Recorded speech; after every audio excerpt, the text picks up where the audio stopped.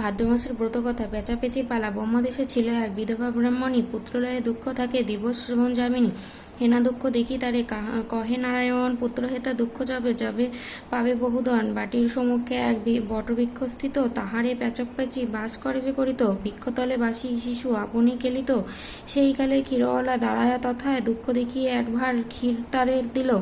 সেই কালে পেচক ছানা কাঁদিয়া উঠিল, ক্ষুধার কাতর ভাবি পড়িয়া আনিল। যতনাতে ক্ষীর তাদের মন খাইয়াইল, বাকি ক্ষীর আনি শিশু মার কাছে দেয়। আনন্দিত হইয়া মাতা পুত্রকলে নেয়, শুক্লপক্ষে সমাগত তারে ভাদ্র মাস ব্রাহ্মণী পূজন লক্ষ্মীর মনে করি প্রয়াস লইয়া শিশু খাওয়ায় ছানাগণে। পেঁচি বলে চলো বাছা বৈকুণ্ঠ ভবনে, হেরিয়া শিশুরে লক্ষ্মী নিল হাতে ধরে। শিশু বলে তিলধুবুরি দাও মা আমারে, লক্ষ্মী দেবী তিলধুবুরি এবং দানিল তখন। লয়ে শিশু পেঁচি সনে করিল গমন, মাতা পুত্র তিলধুবুরি নিত্য পূজা করে, তাহা হয় ধনবান লক্ষ্মী মার বরে।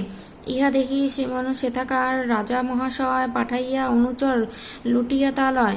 বৃক্ষতলে আসি শিশু করয় রোদন, পেঁচি বলে সব জানি ব্রহসহ এখন, পুনরায় যাও পেঁচি লক্ষ্মীর সদন। তারে দেখি হাসি লক্ষ্মী বলিয়া তখন, রাজা হরে তিলধুবুরি আছে মোর পাশে, যাও তুমি এরে লয়ে শিশুর যে কাছে।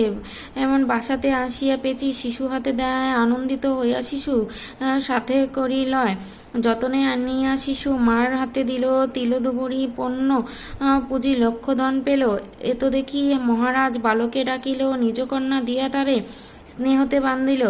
লক্ষ্মী কৃপায় শিশু বসে বন্য রাজাসনে, চার দিনে মনে রেখো লক্ষ্মী নারায়ণে। ভাদ্র মাসে লক্ষ্মী দেবী যে জন পূজয়, লক্ষ্মীর কৃপায় তারে দুঃখ নাহি লয়। ভক্তিভরে সবে মিলি লক্ষ্মীরে পূজবে, পূজার অন্তে ব্রতকথা অবশ্য শুনিবে। ইতি ভাদ্র মাসের ব্রতকথা সমাপ্ত।